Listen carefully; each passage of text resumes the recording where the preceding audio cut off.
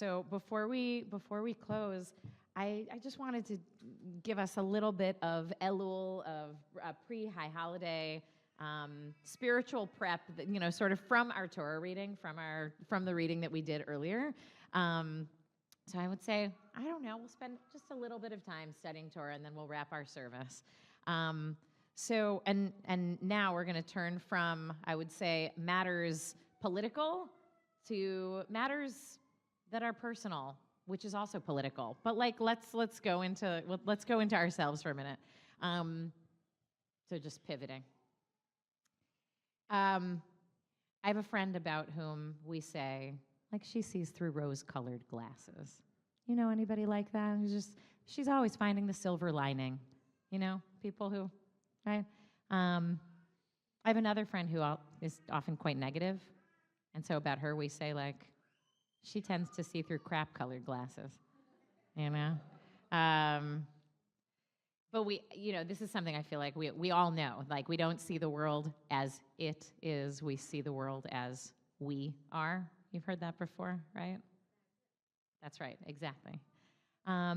So yes, objective reality is out there, and also so much of the way that we move through the world has to do not with what is out there, but what's in here, right? How we're experiencing what's out there.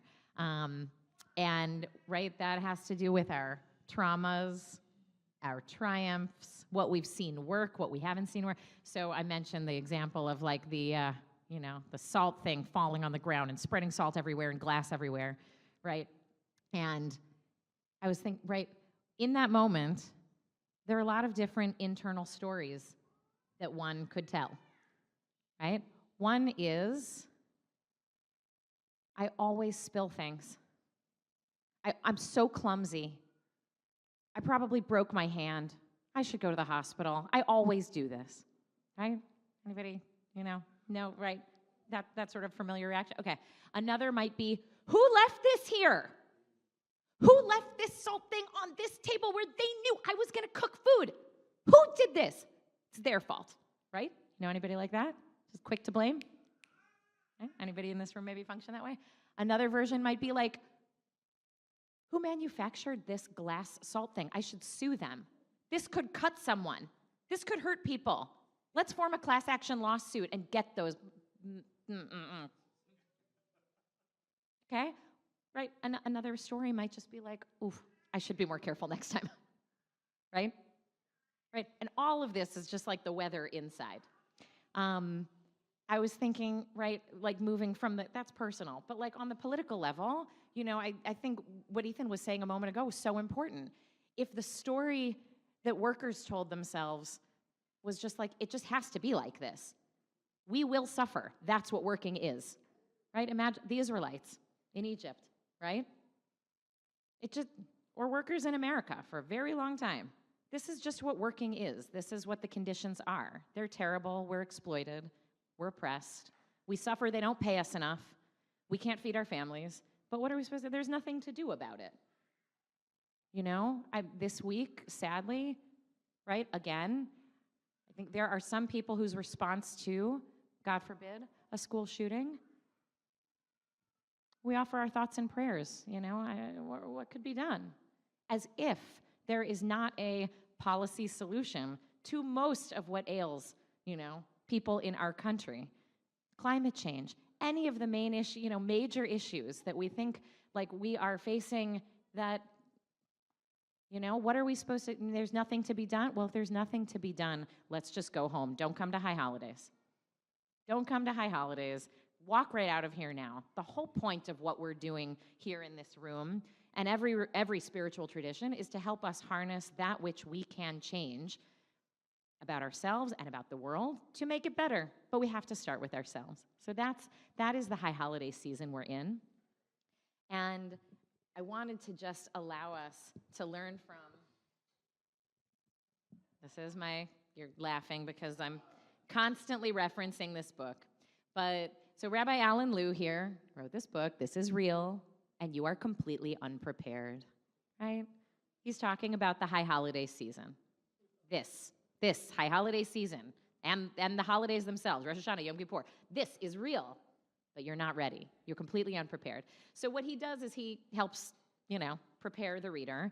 And he takes us through parsha by parsha this month leading into the high holidays, reading the Torah readings that, what we just read, reading it through the spiritual lens of the holiday season and seeing what can we learn from this that will help us do the inner transformation we need for ourselves, that will help us be part of the larger transformation that will help change the world around us. So I wanted to just give you a little nugget of what he says about what we read earlier. The priest who says to the people about to go into battle, right? Did anybody dedicate a house but hasn't yet lived in it? Go home, lest you die and somebody else move into your house. Has anybody else, maybe gotten engaged but hasn't been married yet? Go home, lest you die and somebody else have to marry your partner, right? And then finally, is anybody just scared? You should go home too, because that fear is contagious, And so we spent a little bit of time in the Minyan the other day talking about what's going on here. So anybody who wants to talk Torah, any Minyan, Monday through Friday is a great time to do it. But I'm just going to give you a little bit of what Rabbi Lu says here, understanding this passage. He says, the idea of all of this seems to be that if we leave something incomplete, we fall into a state that the rabbis call a torn mind, treif or trefei da'at, a mind pulled in various directions. And a person in such a state of mind would be of little use to an army.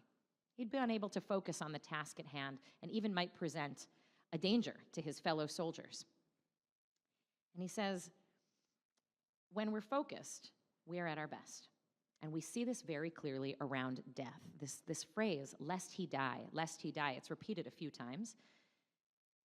He says, in my work as a hospice chaplain, I've often witnessed the irresistible urge people have to tie up loose ends as death approaches, to leave their checkbook balanced, to make funeral arrangements, to finally confess something that's been on their conscience, to make reconciliation with a loved one or friend. And God help anyone who stands in their way of trying to settle this unfinished business. In my experience, this is the single most common source of family conflict around death. The person who is dying asks his family to help him balance his checkbook or purchase a plot in the cemetery, but the members of his family, still alive, still healthy, very much caught up in the full-time occupation of denying death, don't want to listen. What are you talking about? They tell him, you're not going to die, a response that provokes unbearable frustration and alienation in the dying, who desperately need to do these things. When this need is ignored, they feel even more that they are facing death alone.